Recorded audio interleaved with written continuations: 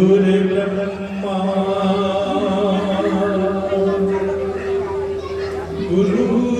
गुरुर्विष्णु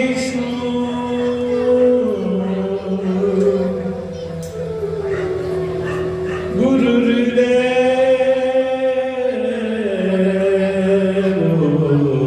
महेश्वरः गुरुर्साक्षात् परब्रह्म तस्मै श्री गुरुवे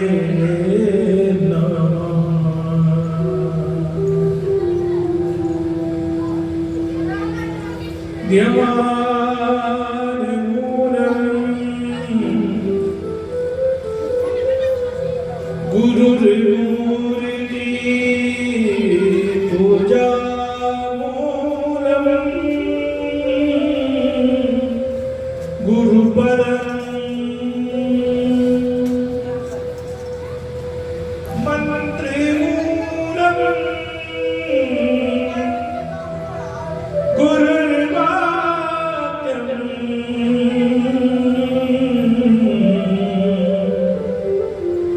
मोक्षमूलम् गुरुर्कृपा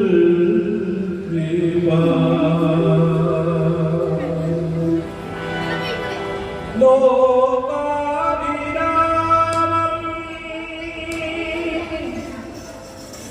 रणरङ्गधीरम्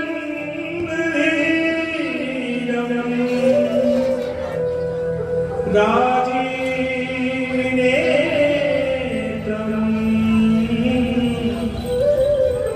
रघुवंशनाथम्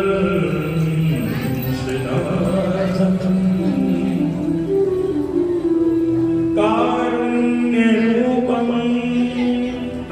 करुणाकरन्दम् श्रीरामचन्द्रम् शरणं प्रपद्ये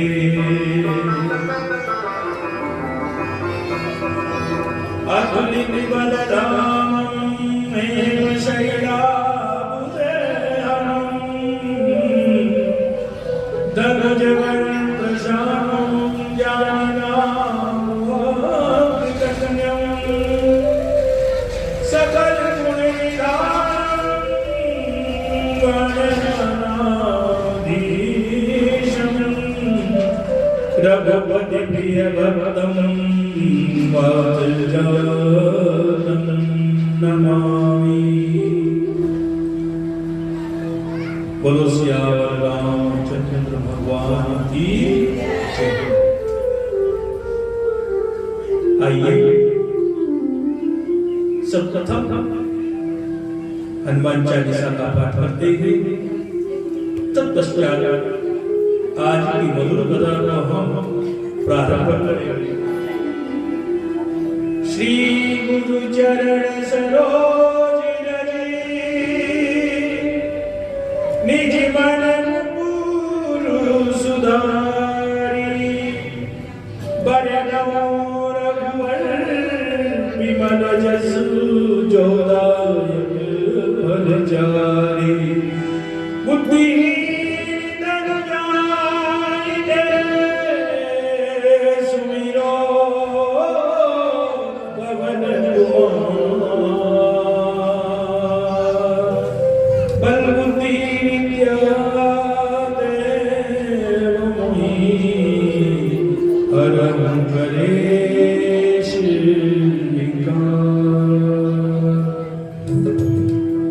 जय हनुमान ज्ञान गुण सागर जय कपीस तिहु लोक उजागर रामदूत अतुलित बलधामा पवन सुत राम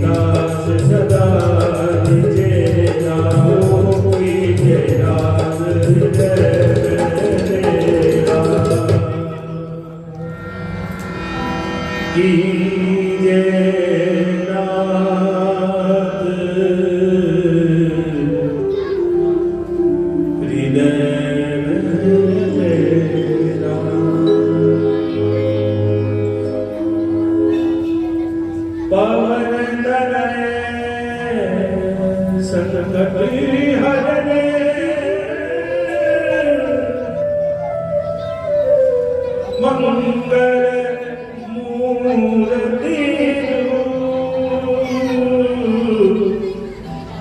राम लखन सीता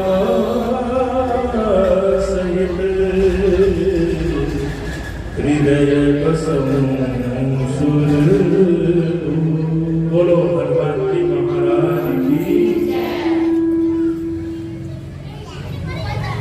बोलो हनुमान जी महाराज की, बोलो पवन पुत्र हनुमान की, बोलो सियावर रामचंद्र भगवान की।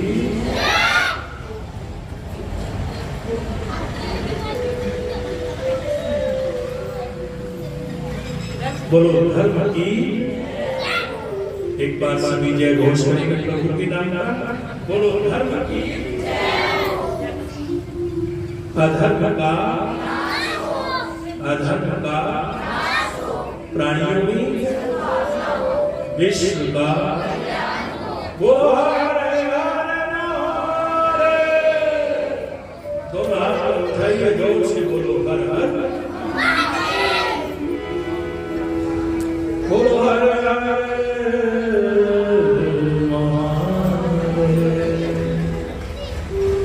आइए हनुमान जी महाराज जी को निमंत्रण कर देंगे सब लोग। ये हनुमान जी आइए। कदाश पार सुनहु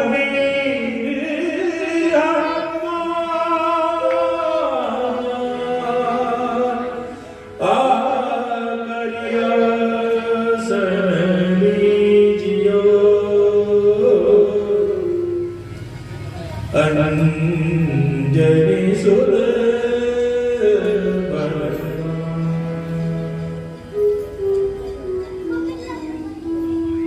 बोलो सियावर रामचंद्र की। प्रभु श्री राम की असीम अनुकंपा। 2024 हमारा प्रभु के नाम से प्रारंभ हो रहा है। इतनी ठंडी है, लेकिन प्रभु राम की कृपा कथा के समय तक फिर मौसम ठीक हो गया है।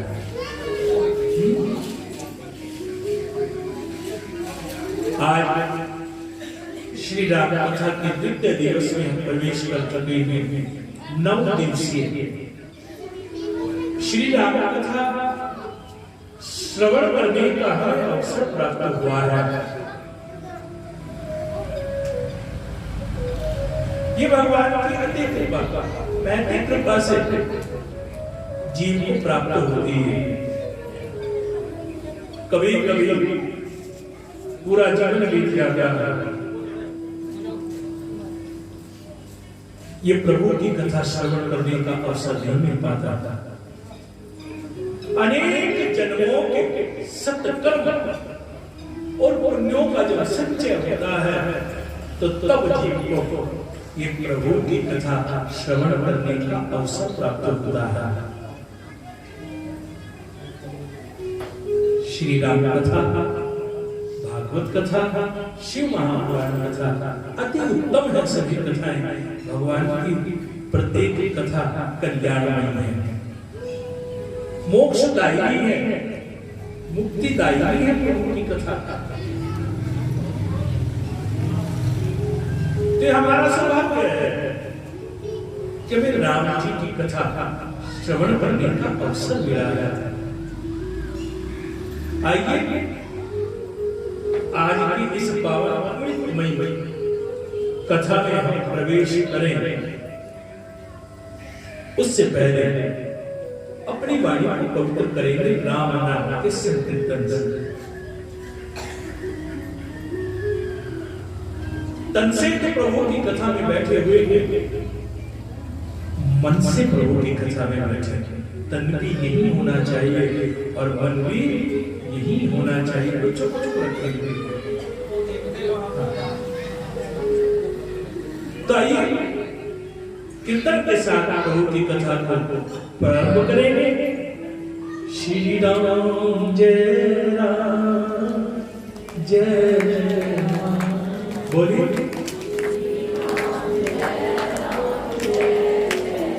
बोलो तो कैसे?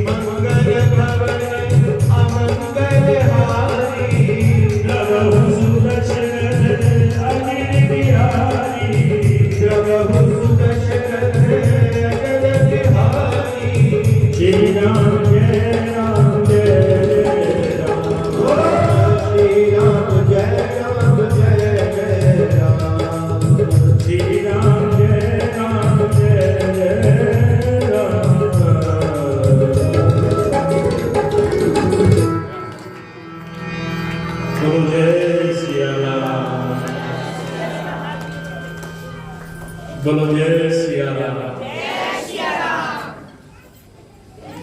गोस्वामी तुलसीदास जी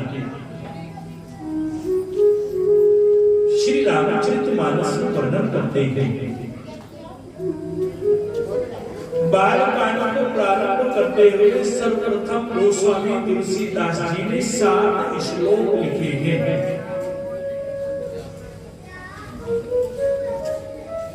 भगवान शिव की वंदना की है। वंदे बोधमयं नित्यं गुरुं शंकररूपिणं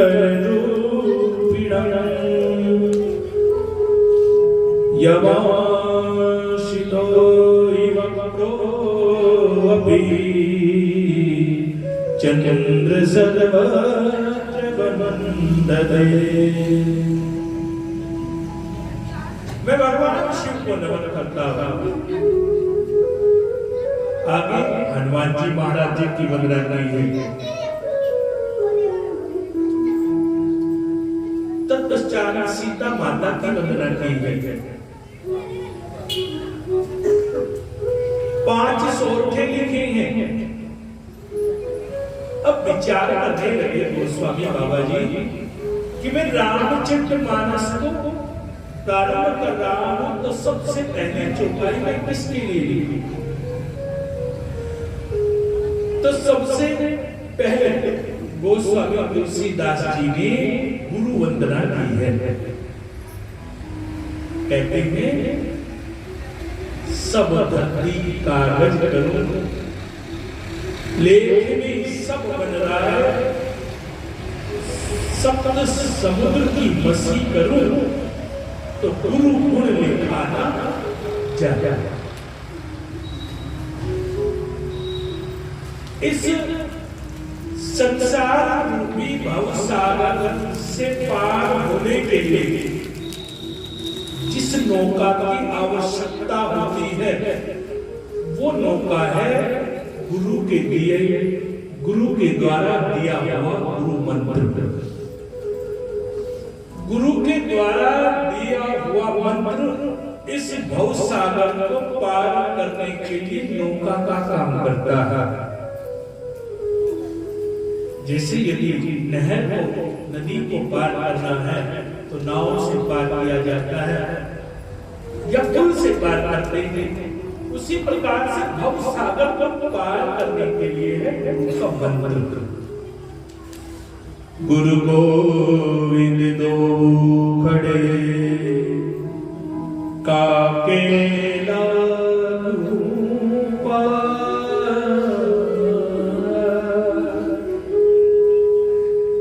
कबीरदास जी ने लिखा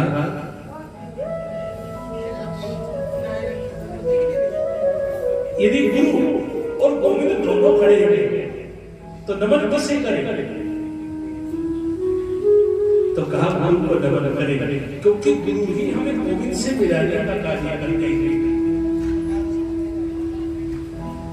गुरु गोविंद दो खड़े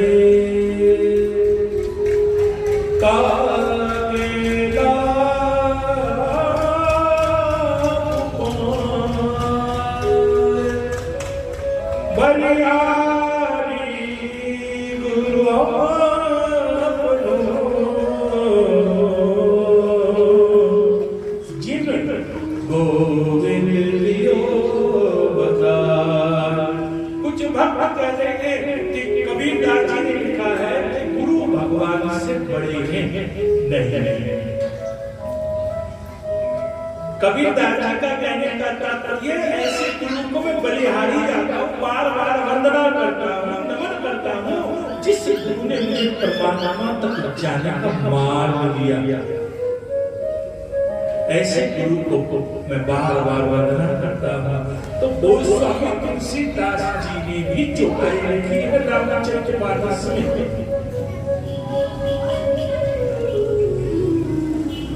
कि गुरु पद पदम पराग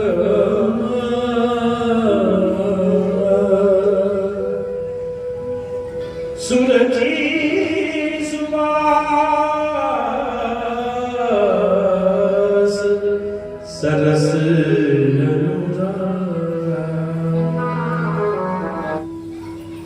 गुरु को नमन किया है वो स्वामी बाबा जी।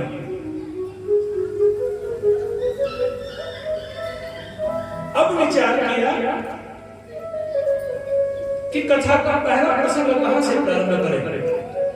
तो श्री राम कथा का पहला प्रसंग है प्रयागराज से।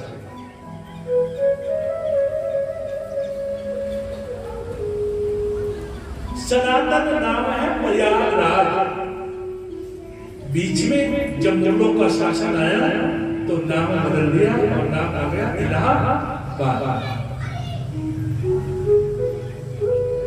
लेकिन आज फिर सनातन का परचम लहरा, फिर से उस इलाहाबाद का नाम बदल कर क्या हुआ, प्रयागराज। बोलो हर हर, बोलो श्याम रामचंद्र भगवान की। जब ये मुगल शासक आएगा तो हमारी संस्कृति को उथल पुथल कर दिया। मुगल वाली हैं कोई यहाँ बोल रहा था, फिर नाम बदला, अब कहते हैं तुलसी नगर। ये मुगल वाली मुस्लिम हो तभी तो कहना मुगल है, वहां तो सब हिंदू है, तो नाम है तुलसी नगर। प्रयागराज कहते प्रयागराज में त्रिवेणी रहती है। उस त्रिवेणी में स्नान करें तो कल्याण हो जाता है। गंगा, यमुना और सरस्वती तीनों जहां मिलकर गई वो स्थान है त्रिवेणी। एक बार त्रिवेणी का स्नान हो जाए तो जीव के सब पाप नष्ट हो जाते हैं। लेकिन वहां त्रिवेणी तक कैसे जाया जाए? वहां जाने के लिए, त्रिवेणी में स्नान करने के लिए हमें 3 आवश्यकताएं होती हैं। सबसे पहली आवश्यकता होती है हमारे पास समय होना चाहिए। यदि समय है तभी तो जा पाएंगे त्रिवेणी में स्नान के लिए। दूसरी आवश्यकता होती है पैसा। समय हमारे पास है और पैसा है नहीं तो फिर भी किसी भी तीर्थ की यात्रा करना बड़ा कठिन कार्य है। बहुत भक्त ऐसे हैं कि उनके जीवन में धन की व्यवस्था इतनी उत्तम नहीं है, वो बार बार सोचते फिर भी जा नहीं पाते थे। कैसे जाए? 22 जनवरी को अयोध्या में कैसे जाए जिनके पास पैसे कुछ नहीं जाए? आम व्यक्ति कैसे जाए? वृंदावन कैसे जाए? हरिद्वार कैसे जाए? समय भी होना चाहिए, पैसे भी होने चाहिए। अब आपके पास लक्ष्मी जी भी है, समय भी है, और हमने मन बनाया कि चलो अब की बार तो संक्रांति का स्नान त्रिवेणी में करेंगे। अब स्नान करने के लिए चले गए, समय भी खर्च किया, धनराशि भी खर्च की, लेकिन जैसे ही त्रिवेणी के संगम के किनारे पर पहुंचे और वस्त्र उतार कर स्नान करने का मन बनाया तो उसी वक्त हमारा स्वास्थ्य यदि खराब हो जाए तो फिर भी हम स्नान नहीं कर सकते, क्योंकि हमारा शरीर कह रहा है कि अब तुम स्नान करने के लायक नहीं हो, आप समर्थ नहीं, आपके शरीर में बुखार हो गया है, स्वास्थ्य खराब हो गया है, तो फिर भी स्नान नहीं होगा त्रिवेणी के उस संगम में। तो गोस्वामी बाबा जी ने कहा एक त्रिवेणी तो वो है और एक त्रिवेणी होता है जहां पर भगवान की कथा होती है। यहाँ पर भी तीनों नदियों का समन्वय होता है, गंगा, यमुना, सरस्वती। अब आप कहोगे कि कथा में तीनों कैसे बहती है, किस रूप में बहती है? हमने अनेकों कथाएं सुनी लेकिन हमने गंगा को नहीं देखा।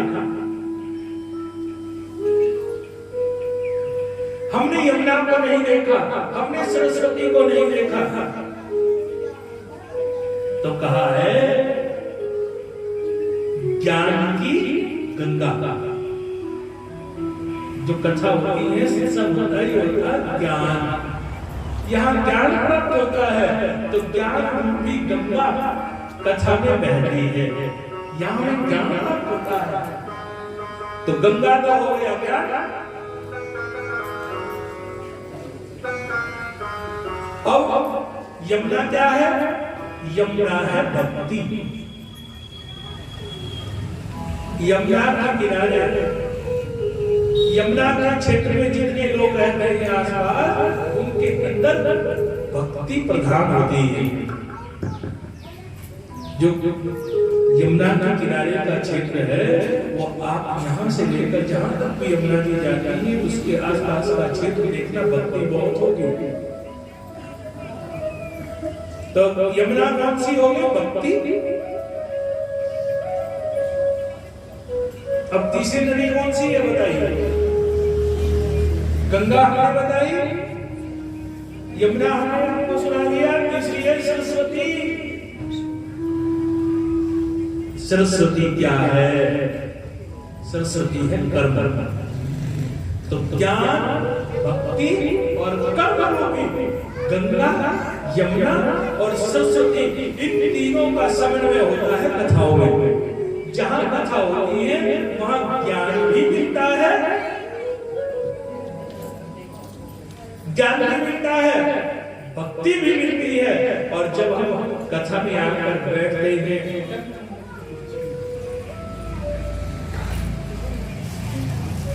और जब यहाँ बैठ करके कथा सुनते हैं तो क्या होता? आपका कर्म बन जाता है। कहते हैं कर्मी आपने के दो, कर्मी आपने के दो, चंगियाइया बुरियाइया बाचे हरम हुदूर।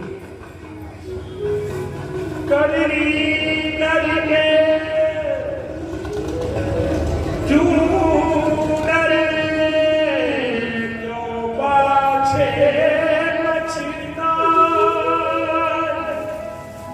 जब बबूल के तो आम से था।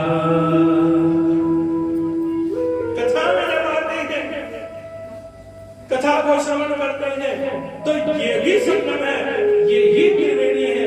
इस त्रिवेणी में जब हम स्नान करते हैं, स्नान करने का तात्पर्य है कथा को सुनना।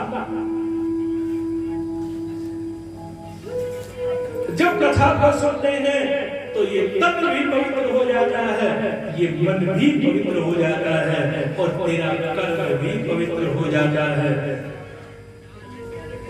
क्योंकि जब कथा सत्संग होती है इस माध्यम से आपका कथा में आकर कीर्तन की सेवा हो जाती है, बैठ करके कथा सुनते हैं तो मन का भजन हो जाता है और जब हाथ से दान करते हैं तो कर्म हो जाता है। कथा सत्संग के माध्यम से मन कहता है चलो थोड़ा सा दान पुण्य भी कमाए। गांव में भंडारा होता है, मंदिर निर्माण होता है, इस समय जब हम अपनी मेहनत से कमाई का कुछ अंश दान करते हैं तो कल्याण हो जाता है। शास्त्र कहते हैं कि साल भर में जितना कमा देंगे उसका 10वां हिस्सा हमें दान करना चाहिए। यदि अपनी कमाई को पवित्र रखना चाहते हैं, शुद्ध रखना चाहते हैं, तो व्यक्ति जब अर्निंग करता है न जाने कितनी बार उसको झूठ भी बोलना पड़ता है। संसार का कौन सा ऐसा व्यापार है जिसमें सच्चाई से काम होता है?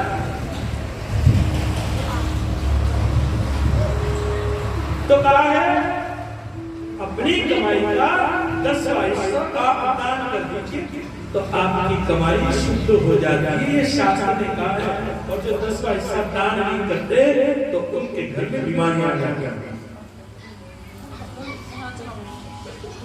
कलेश हो जाता है, झगड़े शुरू हो जाते हैं, वो पैसा आपका वहां चला जाता है। कहते हैं कितना पवित्र सेवा किए और धन पवित्र किए, मन पवित्र किए भजन से त्रिविध होती कल्याण।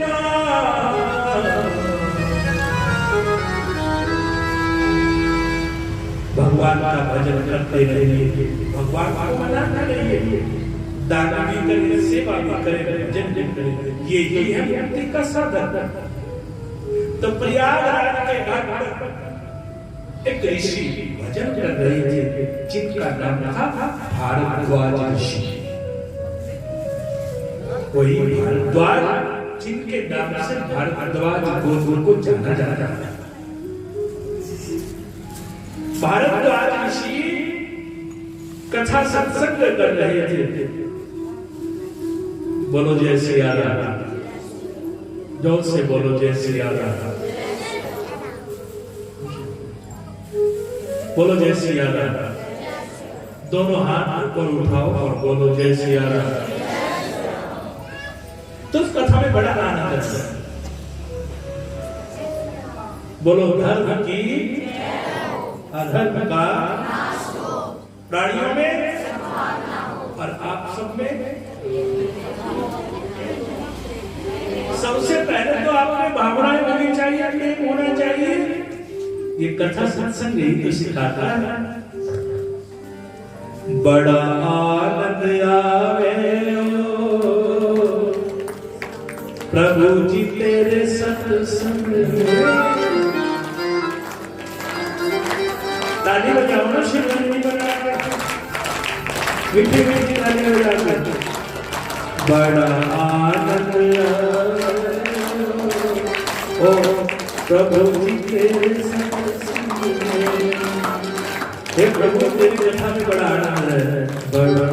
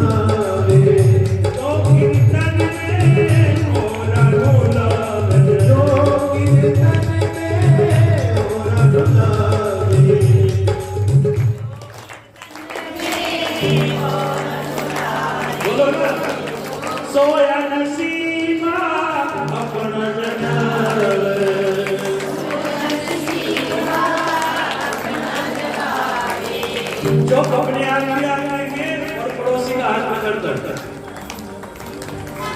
जो पड़ोसन पास रहते हैं पास में चलो गए शिव मंदिर में हमारी पूरी जिंदगी गई लेकिन रामपुर में आज तक कभी कथा नहीं सुनी है।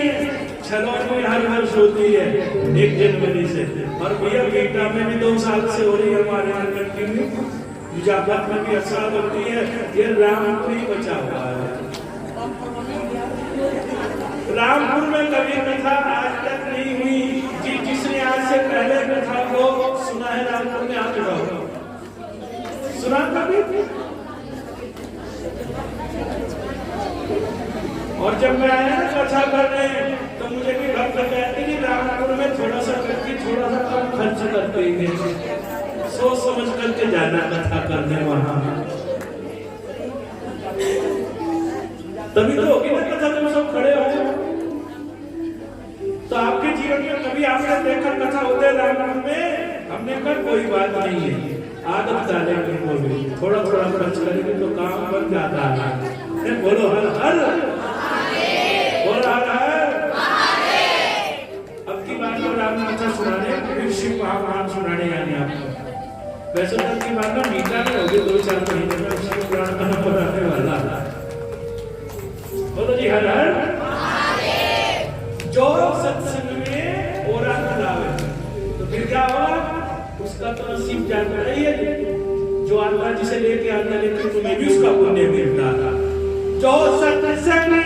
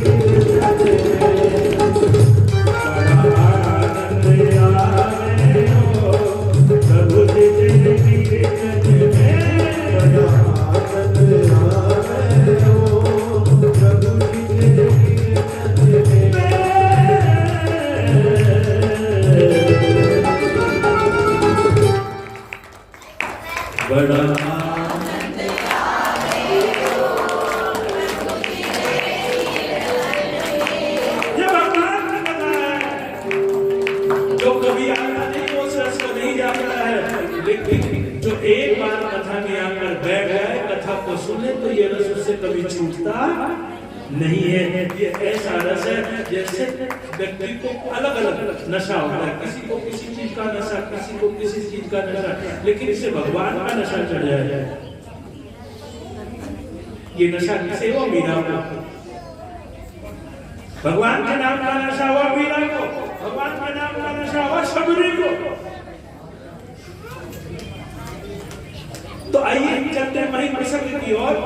भारत को आज ऋषि प्रयागराज में कथा कर रहे थे।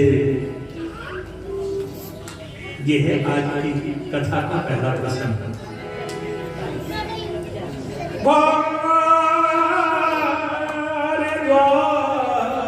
जी मुनि बसहि प्रयाग,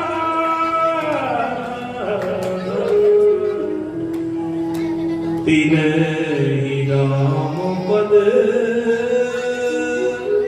अति अनुरागा। भगवान राम के अति प्रिय भक्त थे भारद्वाज ऋषि। जिस मास में आप कथा सुन रहे हैं, इसी मास में वो कथा प्रयागराज में सुना रहे थे। भारद्वाज मुनि बसहि प्रयाग, तिन्हि राम पद अति अनुरागा।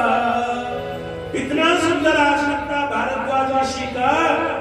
रामचरितमानस में वर्णन आता है कि परम रम्य सुंदर मन भावन, भारद्वाज आश्रम अति पावन। अति पुनीत सुंदर आश्रम। अनेक ऋषि महात्मा आश्रम में कथा सुनने के लिए आए हुए थे। 1 महीने तक कथा हुई। कितने समय तक कथा हुई? 1 महीना। यदि आपके मंदिर में 1 महीने कथा चले तो क्या होगा? धीरे धीरे धीरे सब आना छोड़ेंगे तो रोज हो रही है कथा, कहां तक जाएगा हम लोग? लेकिन भारद्वाज जी ने 1 महीने तक कथा की। अनेक संत महात्मा भगवान की कथा सुनने वाले भी भगवान के भक्त ही होते, भगवान के समकक्ष हो जाते हैं। यहाँ दुष्ट नहीं आता।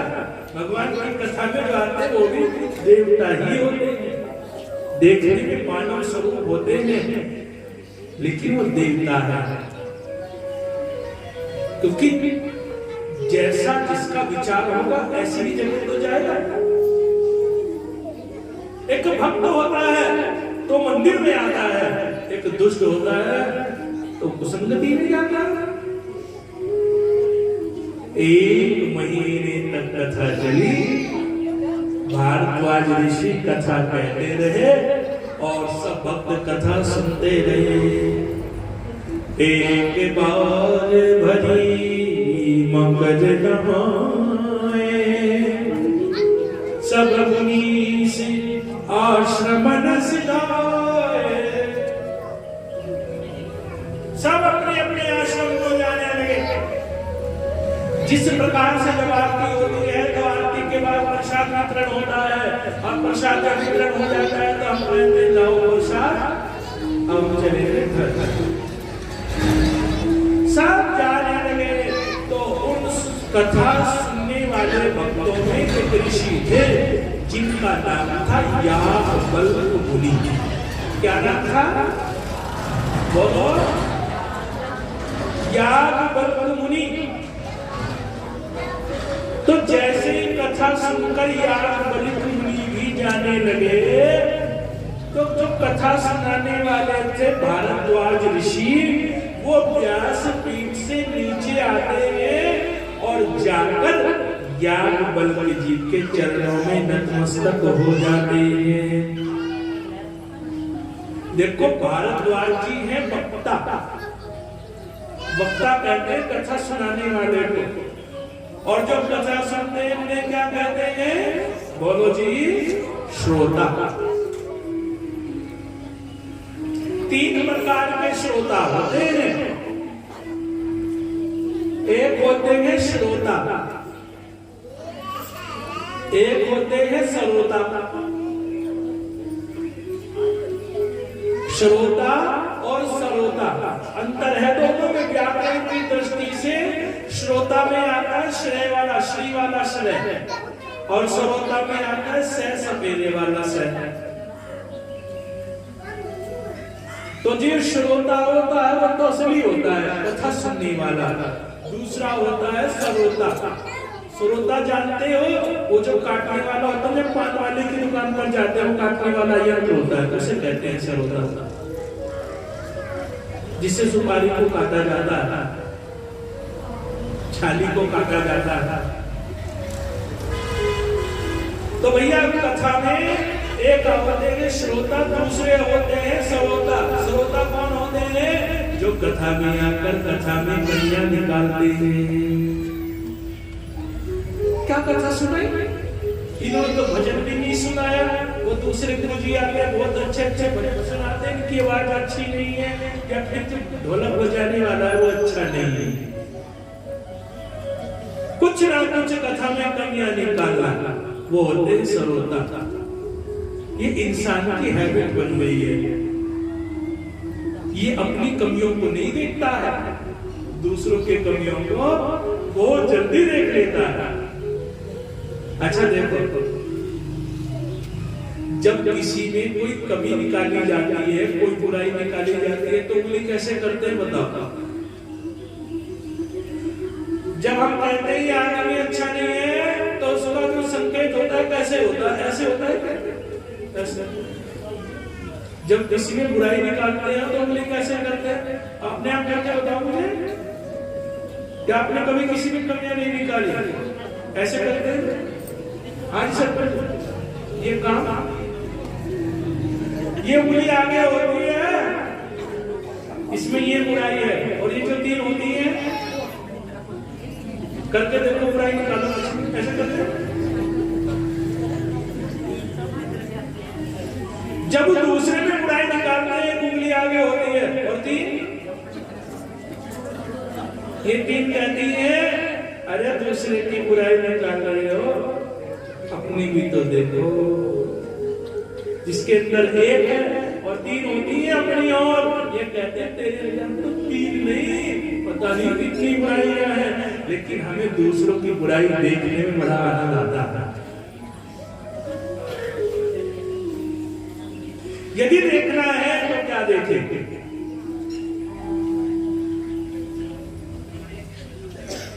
हम देखते हैं दूसरों की बुराई में, अपनी देखते हैं अच्छाई में। लेकिन यदि देखना है तो दूसरों की अच्छाइयां देखे, बुराइयां देखे अपना। दूसरों के और अपनी गलतियां देखा करो।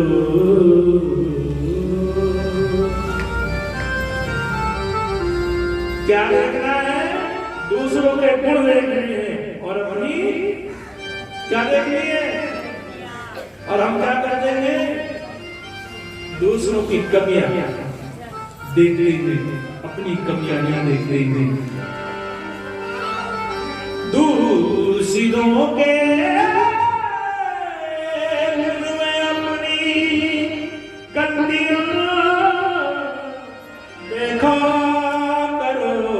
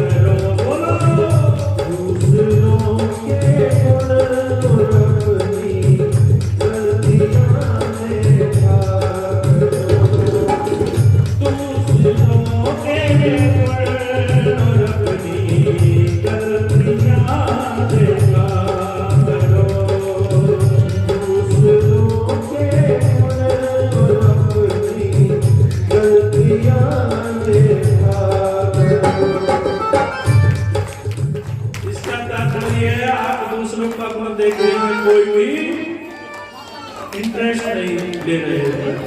बोला दूसरों के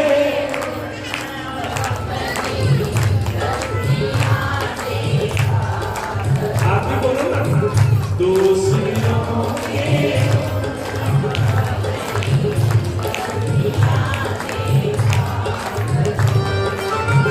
दूसरों के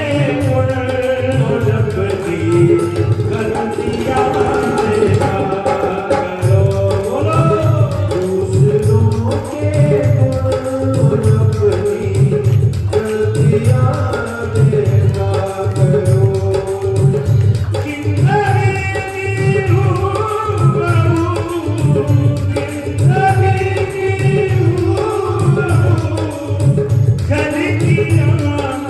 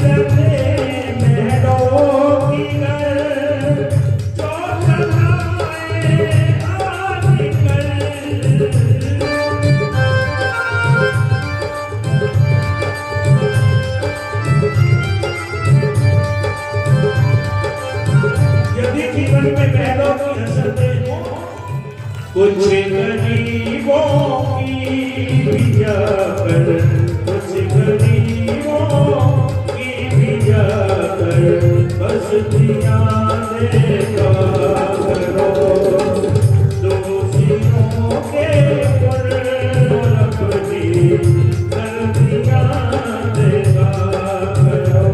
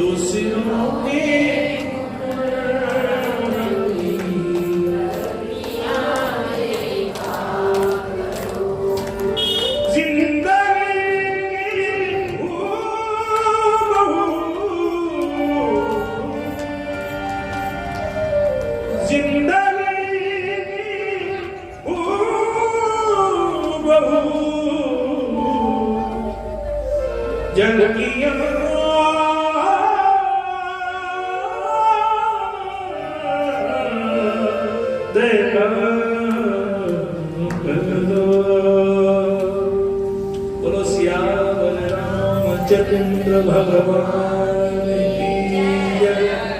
बोलो धर्म की अधर्म का प्राणियों में विश्व का बोलो हर हर।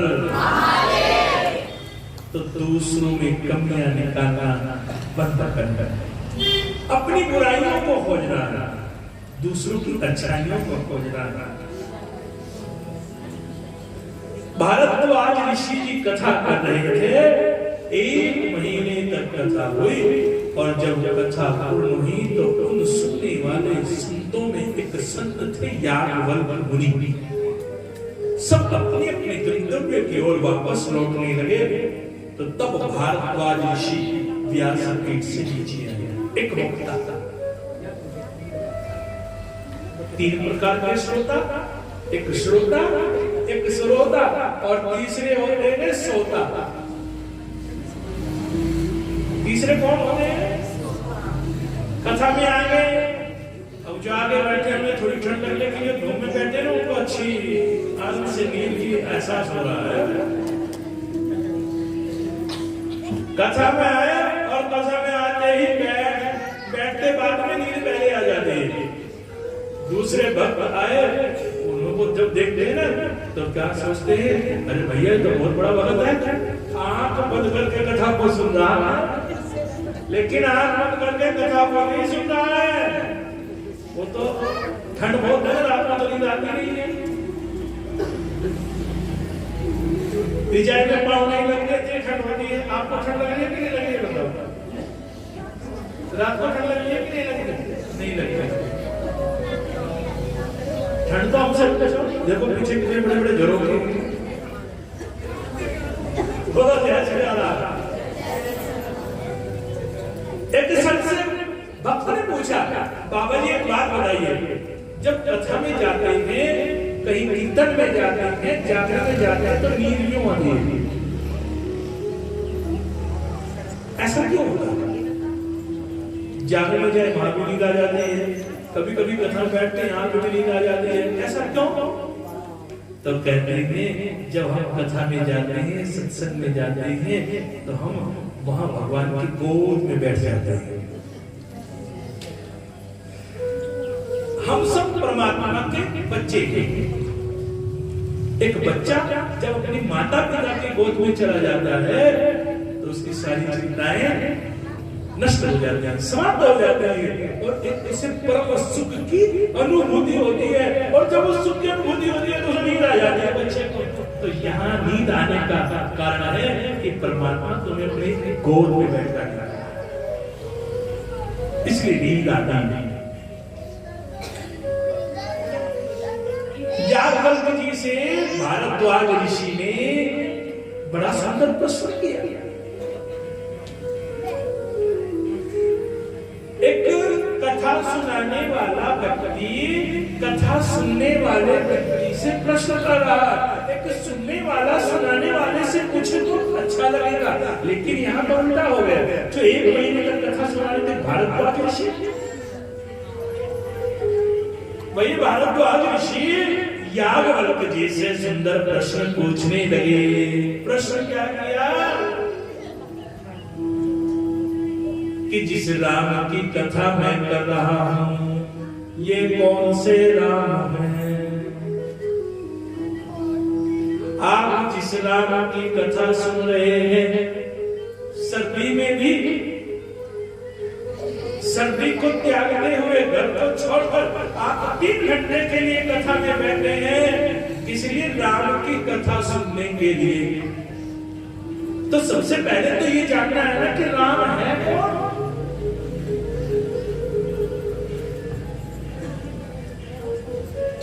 भारद्वाज ऋषि ने यही प्रश्न किया। मैं जिस राम की कथा कहता हूं, ये कौन से राम है? तो याज्ञवल्क्य जी सोचने लगे, इतने बड़े क्या विद्वान जो सब कथा सुना रहे हैं, आज वो कैसा प्रश्न कर रहे हैं? तो याज्ञवल्क्य जी जान गए ये प्रश्न भारद्वाज ऋषि का नहीं है, ये तो कलयुग के लोगों का प्रश्न है। क्योंकि जब घोर कलयुग आएगा, तो सबसे पहले यही पूछा जाएगा, कौन से राम की पूजा करते हो? राम के नाम पर भी हमारे मन में भ्रांति को पैदा करेंगे लोग, और हो रही है। आज जो नए नए एजेंडे चले हुए हैं, वो सबसे पहले ये कहते हैं राम भगवान कैसे हो सकते हैं? यही प्रश्न भारद्वाज ऋषि ने याज्ञवल्क्य जी से किया। काहे गुरुदेव एक नाथ संशय बड़े मोरे करगत वेद तत्व सब तोरे। आज मेरे मन में एक संशय हो गया है, और कहत सुनत लागत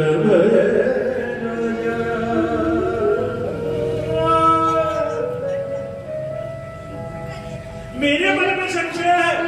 अब कहते हुए भी मुझे लाज आ रही है, संसार सुनेगा इस कथा का तो क्या कहेगा? कहत सुनत लागत भय लाजा, और जो न कहे बड़े हो अकाजा।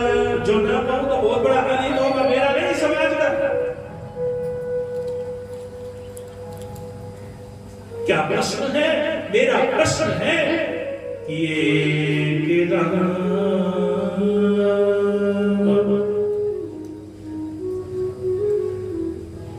अवधेश कुमारा। एक राम तो वो राम है जो दशरथ नंदन कहलाते हैं, जिनका जन्म अयोध्या में हुआ। एक राम अवधेश कुमारा। मैं जिन राम की कथा कह रहा हूं, जिन राम की कथा सुनने के लिए आप समस्त भक्त विष्णु मंदिर में आकर बैठे हैं, ये कौन से राम है? ये प्रश्न किया भारद्वाज जी ने याज्ञवल्क्य से। हे गुरुदेव, ये कौन से नाम है? अवधेश कुमारा, जो कौशल्या नंदन है, जो दशरथ नंदन है। तीन कर चरित विदित संसार,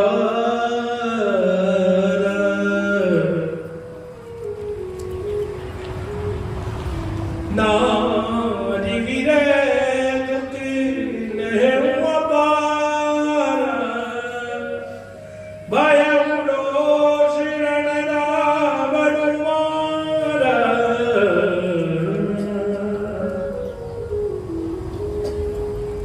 जिन राम की कथा मैं कर रहा हूं, क्या वही राम है जिनकी पत्नी का हरण हुआ? और क्रोधित जब प्रभु श्री राम है तो किसका वर्णन किया, किसका विनाश किया? रावण का अंत कर दिया। ये कौन से नाम है? मैं जानना चाहता हूं। तो याज्ञवल्क्य जी ने कहा,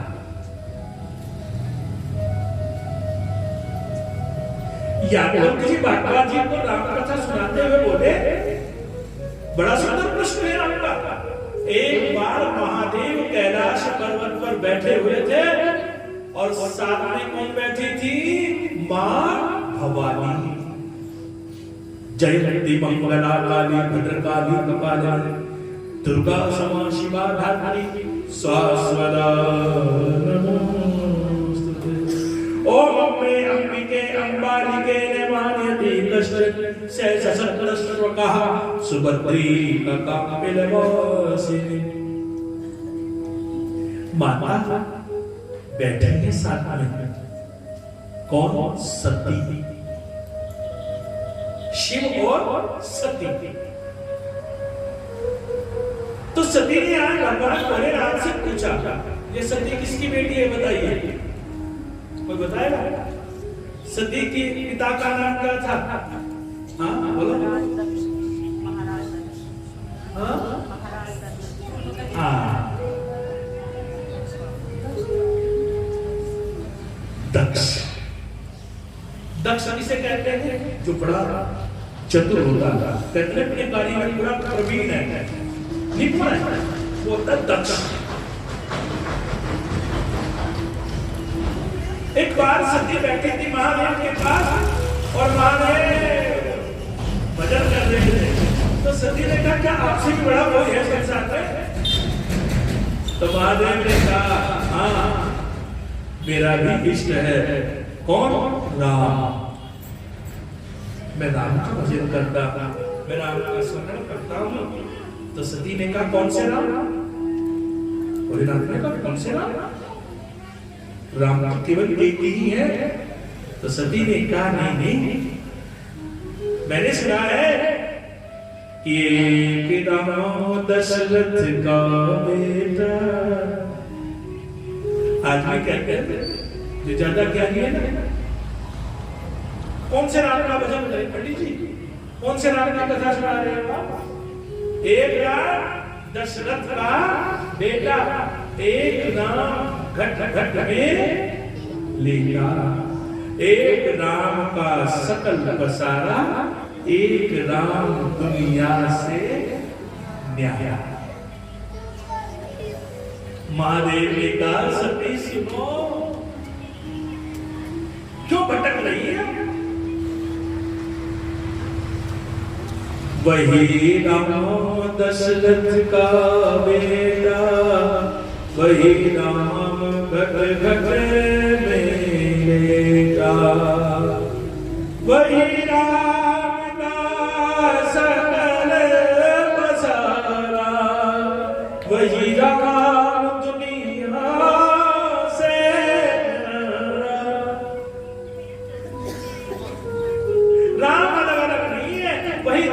का बेटा है और एक राम जो तेरे हृदय में बसा हुआ है, जो हनुमान जी ने सब अपने सीने को फाड़ कर दिखाया, मेरे तन में बसेंगे नाम, मेरे मन में बसेंगे नाम, वही घट में लेता है, वही नाम का सकल पसारा,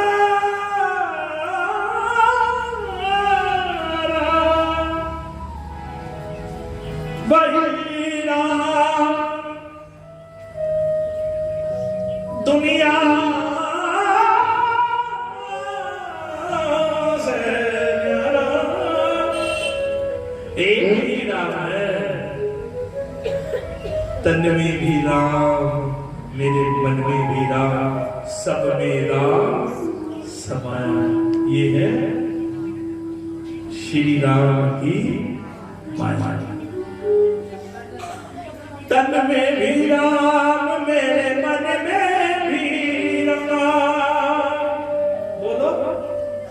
तन में भी राम, मेरे मन में भी राम, तन में भी राम, मेरे मन में भी राम, और सब में राम समाया।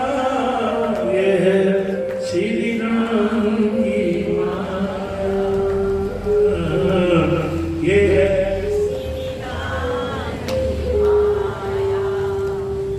मीठी मीठी तालियों के साथ सब गाएंगे। तन में भी राम, मेरे मन में भी राम, तन में भी राम, तन में भी राम, मेरे मन में भी राम, तन में भी राम, मेरे मन में भी राम, सब में राम समाया, राम समाया। ये श्री राम की माया, ये श्री राम की माया।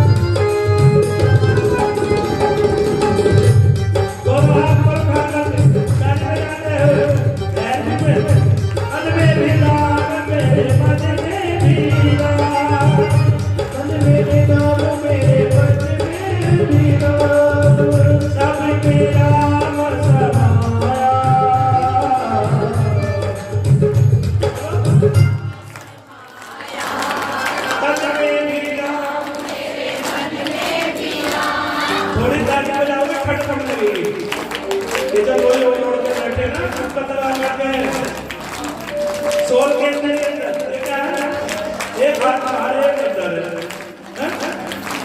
या तो अंदर ही करो दोनों हाथ, या फिर बाहर करो दोनों हाथ, ऐसे करके ये क्या है? तन में भी मेरे मन में भी राम, तन में भी मेरे मन में भी राम, सब में राम समाया। श्री राम की माया, ये श्री राम की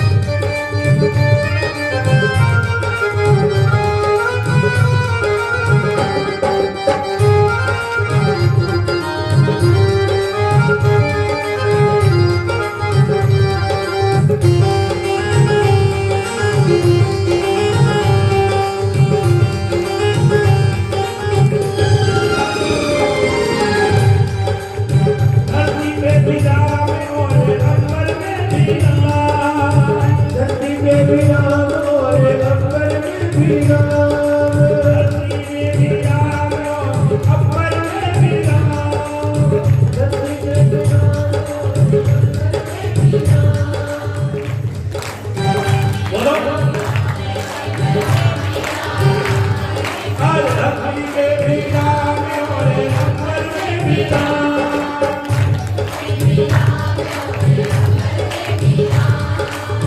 धरती में भी राम और अकबर में भी राम, धरती में भी राम और अकबर में भी राम, धरती में भी राम और अकबर में भी राम, आकाश में भी राम। बोलो धरती में भी राम और अकबर में भी राम,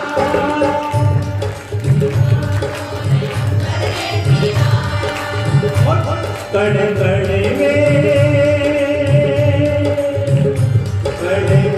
में राम समाया, कण कण में राम समाया।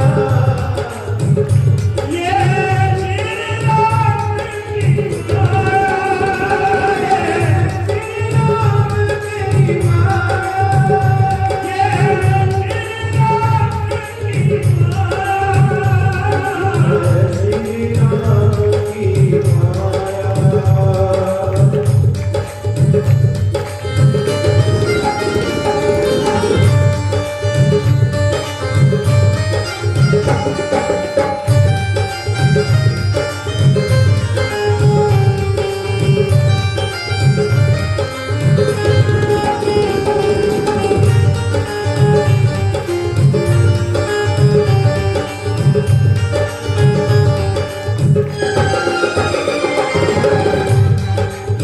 तुझ में भी राम और मुझ में भी राम, तुझ में भी राम और मुझ में भी राम, तुझ में भी राम और मुझ में भी राम,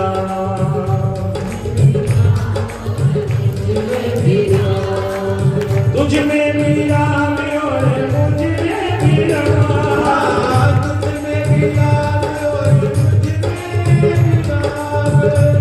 हर प्राणी में,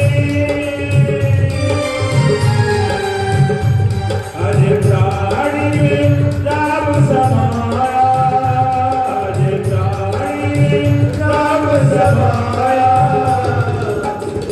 ये श्री राम की माया,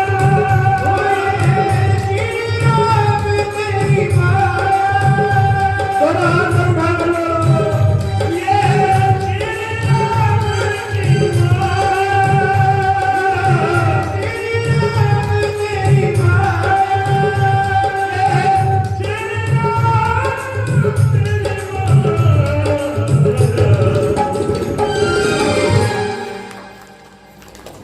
तुझ में भी राम और मुझ में भी राम। हाँ जी बोलो, आपके सियाराम में बोलो, सुने सिंह जी जोर से बोलो, तुझ में भी राम और मुझ में भी राम,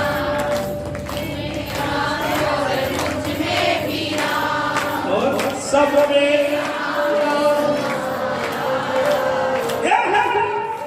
श्री राम ये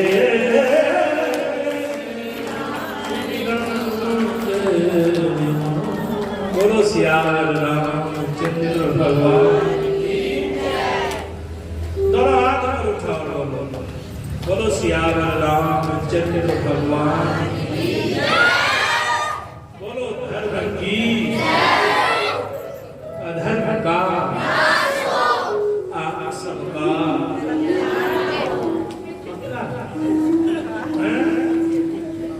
आप सबका अरे कल्याण क्यों नहीं होगा भगवान की कथा सुनने।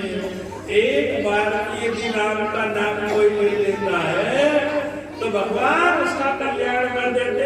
आप तो उस कथा में न जाने कितनी बार राम का नाम जपो। तन में भी राम और मन में भी राम, सब में राम समाया, ये है श्री राम की माया।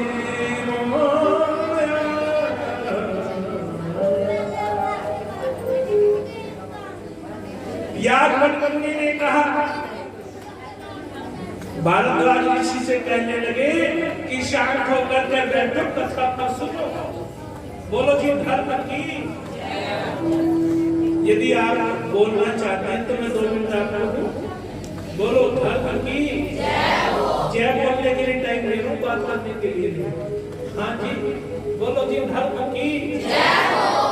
हाँ बोलो ना, अब चुप हो गए। जब मैं कह रहा हूँ बोलो तो बोलो, अब फिर चुप। बोलो धर्म की जय हो। धर्म का नाश हो। धर्म की जय हो। धर्म का नाश हो।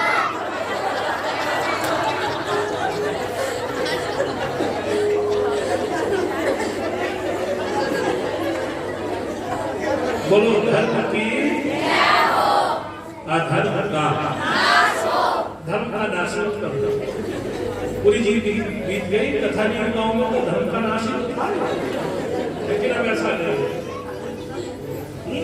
बोलो धर्म की जय हो। अधर्म का नाश हो। प्राणियों में सद्भावना हो। विश्व का कल्याण हो। बोलो जी हर हर महादेव। बोलो हर हर महादेव। याज्ञवल्क्य जी ने कहा कि एक बार सती ने महादेव से ये प्रश्न किया, तो महादेव ने कहा कि वही रमा दशरथ का बेटा, वही राम घट घट बेटा, वही राम का सकल प्रसार, वही राम दुनिया से।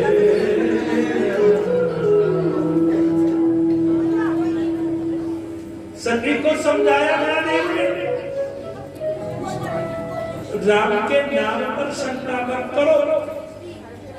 जीवन में सबको समझाया जा सकता है, सब आपकी बात को माने, लेकिन जो घर में धर्मपत्नी होती है उसको समझाना बड़ा कठिन होता है। और यदि घर में धर्मपत्नी हमारी बात को स्वीकार करे तो घर स्वर्ग बन जाता है। महादेव ने तो सती को समझाया था, सती राम के नाम में शंका मत करो, राम के नाम पर संशय मत करो। लेकिन सती नहीं मानी। जिस घर में पत्नी पति की बात को स्वीकार नहीं करती तो उस घर में कभी भी सुख नहीं आता है। दोनों को एक दूसरे की बात का अनुमोदन करना पड़ता है। ये दोनों भी नियम लागू होता है। पति को भी पत्नी की बात को मान लेना चाहिए। कौन सी बात? अच्छी बात। आज महादेव ने सती को समझाया, सती नहीं मानी। और जब जीवन में ऐसी परिस्थिति बने कि आपके बार बार कहने के बाद भी आपकी पत्नी आपकी बात को स्वीकार ना करे तो महादेव ने क्या किया? हमें करना चाहिए भाई, अपने गुरु की शरण में जाना चाहिए या किसी संत की शरण में जाना चाहिए।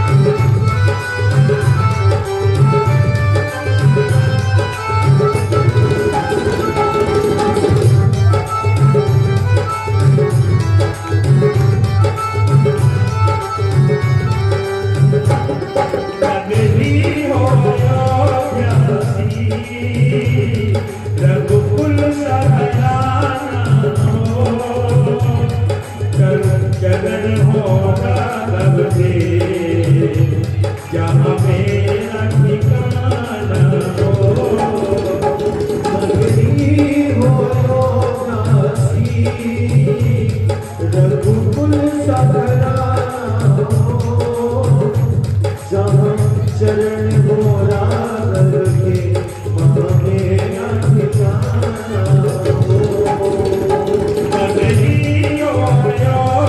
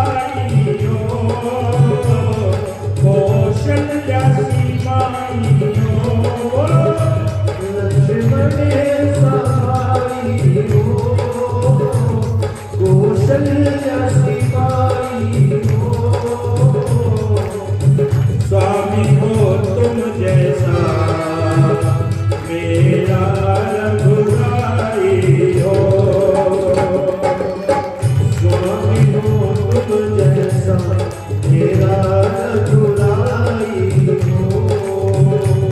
नगरी हो अयोध्या सी, रघुकुल सहराना हो। नगरी हो अयोध्या सी, रघुकुल सहराना हो। चरण हो राघव के, जहाँ मेरा ठिकाना हो।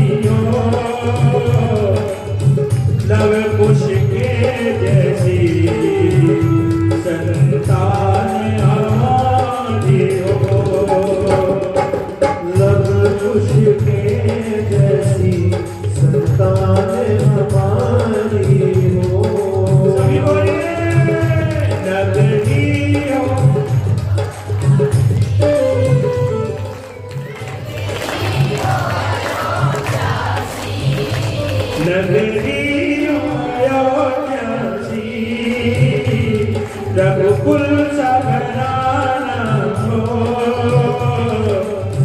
चरण हो राघव के, जहाँ मेरा ठिकाना हो।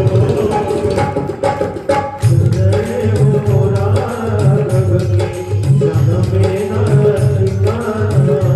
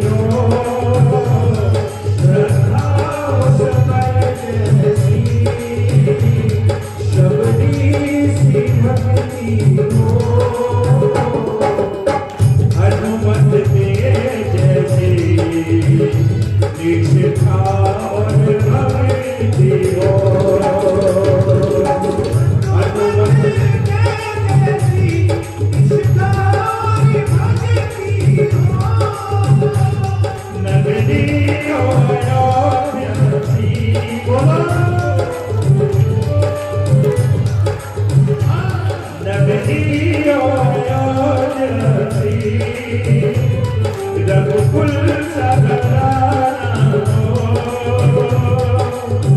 चरण हो राघव के, जहाँ मेरा ठिकाना हो।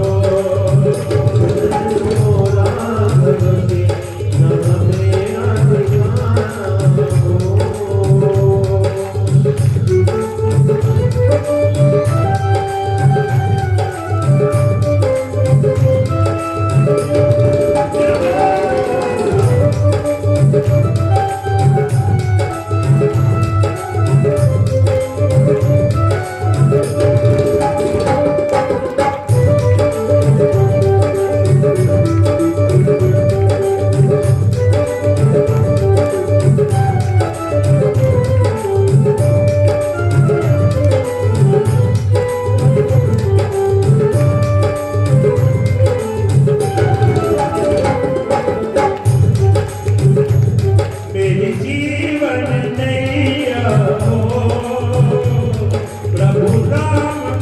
भैया मेरी जीवन नैया हो, प्रभु आपकी मैया हो। सब बोलेंगे मेरी जीवन और राम की मैया राम कृपा की सदा मेरे सिर पे छैया हो। राम कृपा की सदा मेरे सर पर छैया हो। मेरी जीवन नैया हो, प्रभु राम की मैया हो। मेरी जीवन नैया हो, प्रभु राम की मैया हो। राम कृपा की सदा मेरे सिर पर छैया हो। जगदी अयोध्या सी रघुकुल सागरा हो। चरण हो राघवनी मेरा निभाना हो।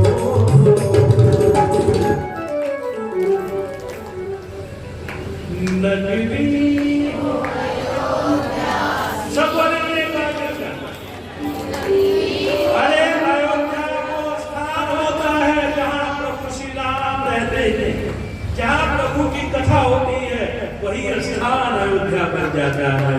ये स्थान रामपुर का मोया नहीं है, अब तो ये अयोध्या बन गई है, क्योंकि यहाँ हमारे राम की कथा हो रही है। हमारे राम आए हुए नगरी हो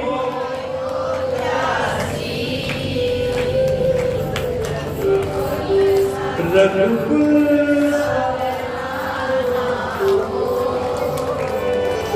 चरण हो राघव के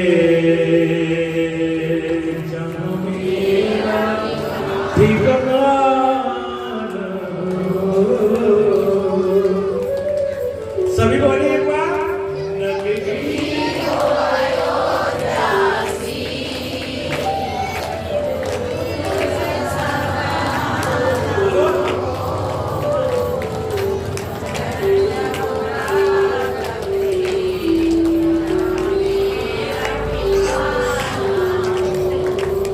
नगरी हो अयोध्या सी रघुकुल सागरा हो। चरण हो राघव के जहाँ मेरा ठिकाना।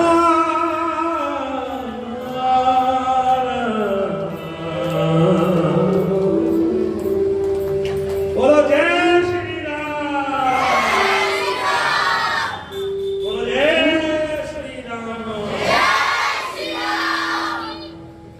तो सती ने जब महादेव से पूछा कि आप किसका चिंतन करते हो, तो कहा राम का। कौन से राम का चिंतन करते हो?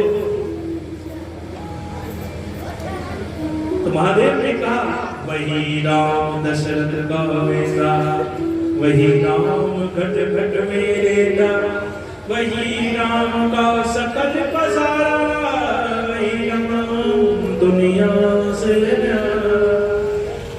सती ने महादेव की बात को नहीं माना, तो ऐसी परिस्थिति में सत्य के पास जाना चाहिए। कौन से ऋषि के पास गए महादेव? सती को लेकर अगस्त्य ऋषि के पास। एक बार त्रेता जुग माही, शपथ हो गए कुंभज ऋषि पाही। अगस्त्य ऋषि जी अपने आश्रम में कथा कर रहे थे, और कथा करते करते जब सामने से देखा भगवान शिव आए हैं, सती आए हैं, तो अगस्त्य ऋषि प्रसन्न हो गए। आज तो मैं गदगद हो गया हूँ, मेरी कथा श्रवण करने के लिए नहीं, आज तो सब महादेव और सती मुझे दर्शन देने के लिए आए हैं। तो व्यासपीठ से नीचे आए और जाकर महादेव के चरणों में नमन किया।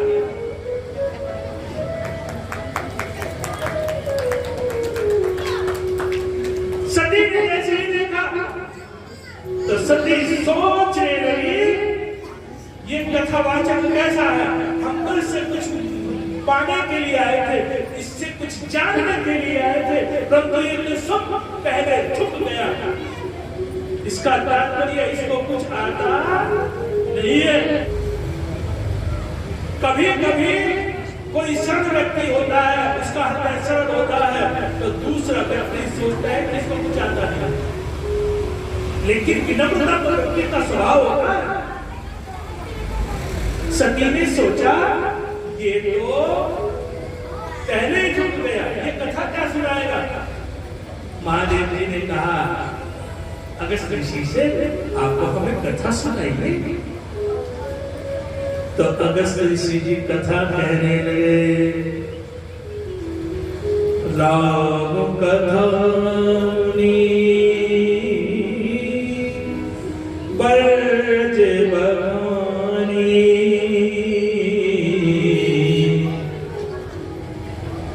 सुनी महेश पदम सुखिमानी। कहते जब कथा सुनने के लिए आए तो महादेव भी आए, सती भी आई। कथा में दोनों बैठे हुए थे, लेकिन कथा किसने सुनी? कथा सुनी महादेव ने, सती ने कथा को नहीं सुना। कथा में बैठे तो अनेक भक्त होते हैं, कथा में आप तो बैठे हुए हैं, लेकिन देखना ये है कि ये कथा भी आपके अंदर बैठी है या नहीं बैठी है। कथा में बैठना अलग बात है और कथा को अपने अंदर बैठाना अलग बात है। कथा में बैठे हुए कभी कभी हम पंडाल में बैठे हुए रह जाते हैं, कथा में हमारा ध्यान नहीं होता है। जैसे जैसे कथा विश्राम की ओर जाती है, टाइम पूरा होता है तो अपनी घड़ी देखने लगते हैं, मोबाइल देखने लगते हैं, और कितनी देर की कथा रह गई है। और जब देखा मोबाइल को, अभी तो 4:20 हुए हैं, 10 मिनट की कथा और शेष है।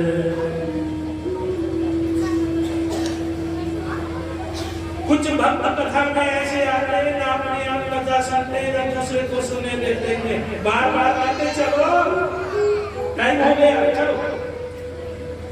ऐसे भक्त को, ऐसे मित्र को, ऐसे साथी को अपने साथ मत लेकर आए जो ना अपने आप कथा सुने और ना आपको कथा श्रवण करने दें। सती ने यही तो किया, ना तो अपने आप कथा को सुना और बार बार महादेव जी से क्या कह रही है? महादेव जी से बार बार कह रही है कितनी देर की कथा रह रही है, बहुत देर हो गई, फिर उनको सुनते शरण सुनाऊंगा। बोलो जी जय श्री राम।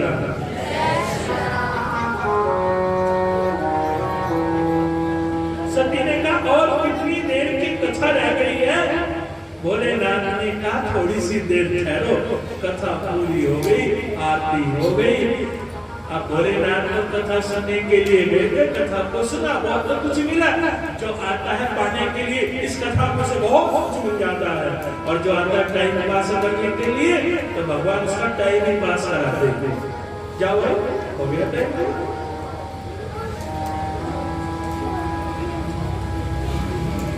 जब वहां से चले, सती भी चली और महादेव भी चले, तो जैसे कैलाश पर्वत की ओर आ रहे थे, सामने से देखा ते ही अवसर भंजन महिमारा हरि रघुवंश लीन अवतारा। भगवान श्री राम जी का प्राकट्य हो चुका था और सीता का हरण हो चुका था। श्री राम जी सीता को ढूंढ रहे थे,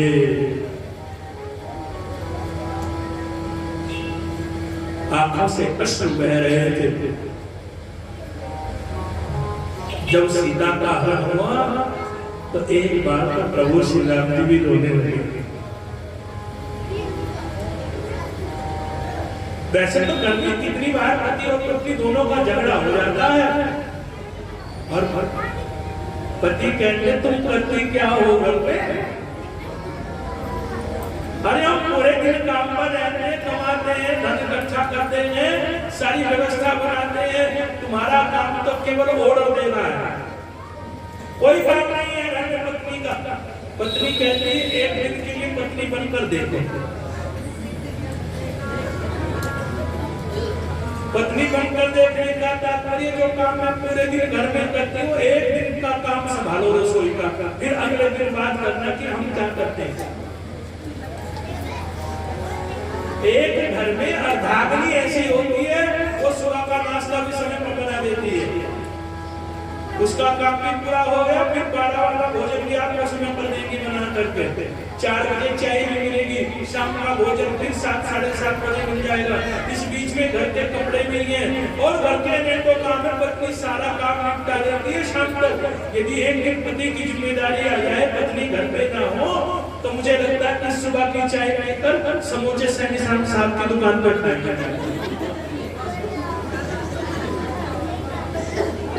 कहले भोजन बना लेते हैं। कहले कौन भोजन बनाएगा? सरपंच जी की दुकान है। कौन सी दुकान है? स्टील वाला काउंटर लगा हुआ है।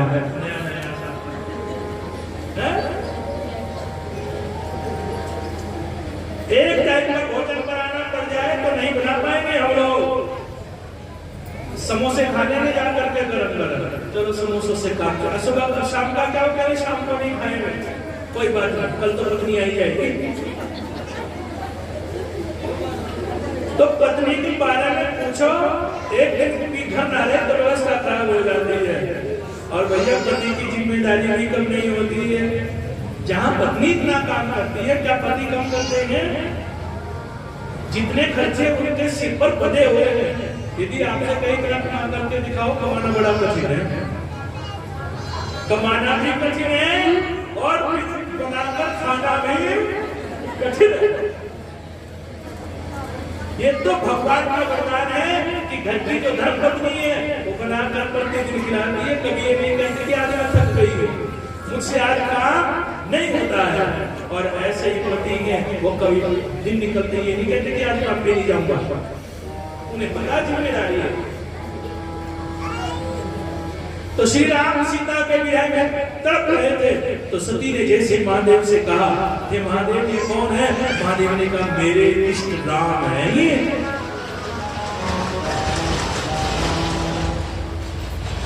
सती ने कहा जब ये परमात्मा है तो रोको रहे हैं। तो महादेव ने कहा मेरी बात तो तुम मानोगी नहीं, तो जाओ जाकर के परीक्षा ले लो। परीक्षा दी है और रूप कौन सा बनाया? सीता का रूप। सती क्या बनी? सीता बन गई। जैसे राम जी ने देखा तो पहचान लिया, रूप तो सीता का है लेकिन ये सीता नहीं है। ये कौन है? ये तो सीता। वो जो सी वाली मात्रा है ना, वो सै पे नहीं लगी है, तय पे लगी है। वो जो सी है ना, सीता, वो वहां से मात्रा हट गई है, वो तय पे लग गई है। सै पे से तय पे लग गई, क्या बन गई? तो आपका डंडा कर। ये तो सती है। प्रभु श्री राम ने कहा मैंने आज अकेले आप भ्रमण कर रही हो, महादेव कहाँ है? तो सती समझ गई है कि इन्होंने मुझे पहचान लिया, महादेव के पास आई।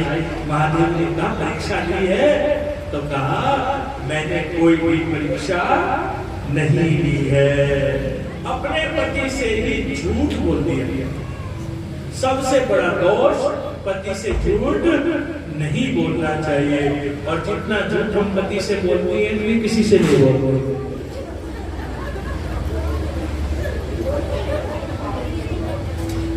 वैसे तो कहते हैं कि हम पति पर धर्म का पालन करते हैं, हर साल व्रत भी रखते हैं। पति से कौन कौन झूठ बोलते हैं? कोई भी नहीं बोलते। आपको बोलो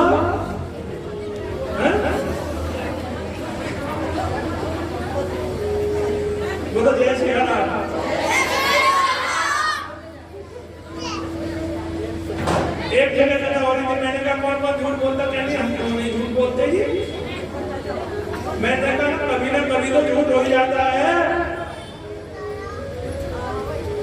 इस झूठ बोलने के कारण महादेव ने सती का त्याग कर दिया।